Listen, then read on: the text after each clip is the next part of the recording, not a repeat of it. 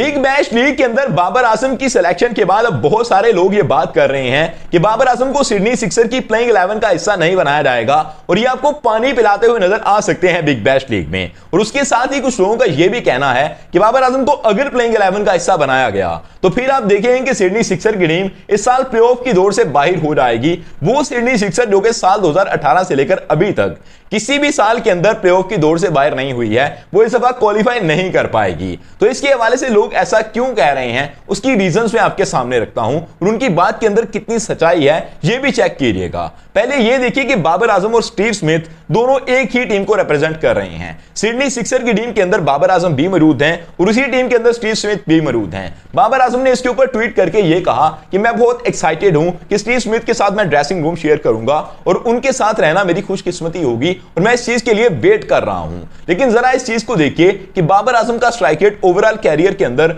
129 का है और उनके साथ जो स्टीव स्मिथ खेल रहे होंगे वो भी उसी ऑर्डर के बल्लेबाज हैं। बाबर आजम अगर वन डाउन खेलते हैं या ओपनर खेलते हैं तो स्टीव स्मिथ भी यहीं इसी पोजीशन पर आकर बैटिंग करते हैं। तो टीम ऐसे दो प्लेयर्स के साथ अगर जाए जो कि ओवरऑल कैरियर के अंदर 130 के स्ट्राइक रेट के साथ बैटिंग कर रहे हैं तो मेरे ख्याल से वो बड़े रन्स नहीं बना पाएंगे और दोनों स्लो प्लेयर्स को खिलाना इनके गले पड़ सकता है। इसलिए बिग बैश लीग के अंदर सिडनी सिक्सर के अंदर या तो आपको बाबर आजम नजर आएंगे या आपको स्टीव स्मिथ बैटिंग करते हुए नजर आएंगे। अब स्टीव स्मिथ बाबर आजम से ज्यादा बड़ा प्लेयर है, तमाम लोग इस चीज को मानते हैं और वो ऑस्ट्रेलिया का अपना प्लेयर है, इसलिए उसको प्रेफर किया जा सकता है। अब जो दूसरी चीज है उसकी तरफ चलते हैं। दूसरी चीज यह है कि बाबर आजम का कैरियर इस वक्त किनारे पर पहुंचा हुआ है, ये तबाही के किनारे पर हैं और इनकी बैटिंग चल नहीं पा रही है। अगर पाकिस्तान सुपर लीग के 10वें एडिशन के अंदर देखें तो 10 मैचेस खेले बाबर आजम ने, उन 10 मैचेस के अंदर टोटल 288 रन बनाए, हालांकि एक बड़ी इनिंग इनके अंदर शामिल थी। बाकी तमाम मैचेस के अंदर ये फ्लॉप गए। 25 की एवरेज के साथ रन कर रहे थे,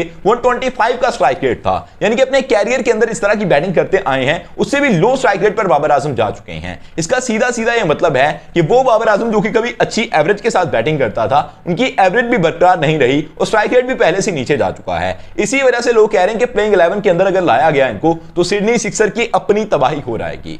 लेकिन अब सिडनी सिक्सर ने इनको सेलेक्ट क्यों किया उसके ऊपर बात कर लेते हैं। जो स्ट्रॉन्ग पॉइंट नजर आ रहे हैं उनको जरा देखिएगा। बाबर आजम एक ऐसा बंदा है जो कि क्राउड पुलर है। अब ऑस्ट्रेलिया के अंदर जितने भी ओवरसीज हैं, जो पाकिस्तानी मौजूद हैं, जो इंडियन मौजूद हैं, वो मैचेस को देखने के लिए जाएंगे। बिग बैश लीग के मैचेस को देखने के लिए वैसे ज्यादा ओवरसीज जाते नहीं हैं क्योंकि उनकी वो लोकल लीग है, वहां पर पाकिस्तानी प्लेयर बहुत ज्यादा खेलते भी नहीं हैं। इंडिया वाले वैसे प्लेयर जाते नहीं है किसी भी लीग को खेलने के लिए और पाकिस्तान के जिन प्लेयर्स को सिलेक्ट किया जाता है प्रीवियस ईयर्स के अंदर उनकी वजह से इतना क्राउड नहीं आता है। मोहम्मद स्टैन खेल चुके हैं बीबीएल को, हमने हारिस रऊफ को खेलते हुए देखा है, पिछले सीजन के अंदर उसामा मीर को भी हमने देखा था, इमाद वसीम भी एक सीजन खेल चुके हैं। लेकिन ये बंदे इतने क्राउड पुलर नहीं हैं। बाबर आजम इकलौता ऐसा बंदा है जिसकी वजह से फैंस मैच को देखने के लिए आएंगे। बाबर आजम के जितने चाहे हेटर हों लेकिन फिर भी इनके पास इतना क्राउड मौजूद है कि कोई भी और प्लेयर इतना क्राउड इकट्ठा नहीं कर सकता है। इस वजह से सिडनी सिक्सर की टीम ने इनको डायरेक्टली साइन करने का फैसला किया। और जो दूसरी रीजन है वो बाबर आजम का इतना बड़ा कैरियर है।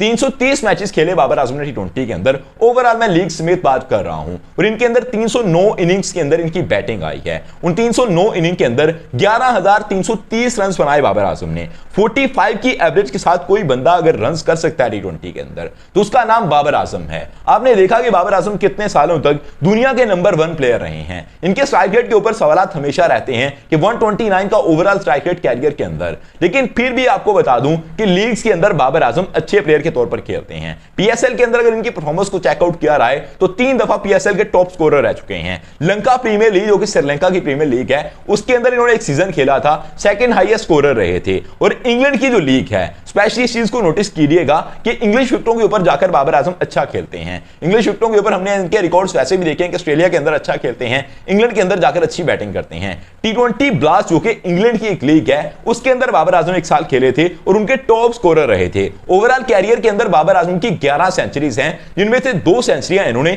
उसी साल टी20 ब्लास्ट के अंदर बनाई थी और 187 का स्ट्राइक रेट बाबर आजम का उन इंग्लिश विकेटों के ऊपर था। यानी कि इंग्लैंड की लीग के अंदर अगर इतना अच्छा बाबर आजम खेल सकते हैं तो हो सकता है सिडनी सिक्सर ने इनको इसीलिए साइन किया हो कि इनकी टीम के अंदर आकर भी उसी तरह की ये बैटिंग करते हुए नजर आएंगे। अब देखना यह है कि बिग बैश की बॉलिंग विकेटों के ऊपर बाबर आजम की बैटिंग तबाही की रहती है या नहीं रहती है। आपका इस बारे में क्या कहना है, आपकी क्या राय है, कमेंट सेक्शन के अंदर अपनी राय का इजहार जरूर कीजिएगा। Subscribe channel for more videos. Thank you, I love you to be with us.